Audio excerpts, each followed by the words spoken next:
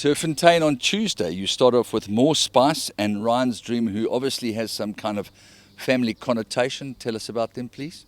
So More Spice, look, he's a horse that's definitely going to be looking for a little bit further. He's a nice staying type of horse of what we see on the tracks. So I think this will be just a good introduction to racing. He's got a nice draw. If he can dictate fractions, I think he would enjoy it because he's got a nice big action. I do think he'll need the experience and the run more than anything else, but he'll definitely improve with the start.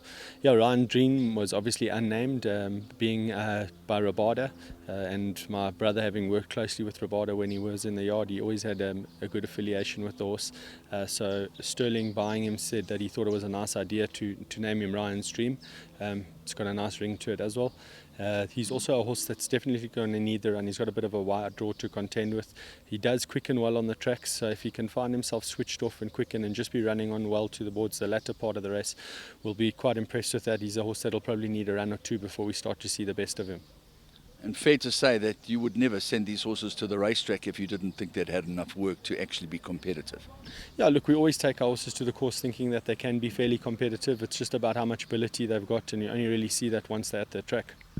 And then the fifth race, Poets Warrior and African Torrent, two very, very decent horses. And the latter, we were hoping to see him in the Dingons, but you've obviously got a very carefully planned route mapped out for him.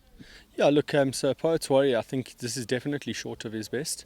He's going to be a horse that we're really going to see the best of him when he's going over 2,000, but unfortunately I did have him in for Saturday, and that field got eliminated, so he wasn't able to run in that 2-4. It's hopefully that we can find a race over the right distance soon, but he's doing well at the moment, so I thought I'll let him run over the 1800, keep him ticking over, so when that race over the right distance does present itself, I've got him fit and in a good space.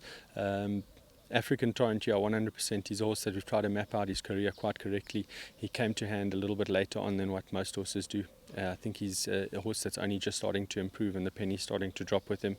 Running him in the Dingons might have been overfacing him too early in his career, and as I said, he came to hand a little bit later on. So I think it's that old sentiment: keep yourself in the best company and your horses in the worst, until he's proven that he's ready to take on them.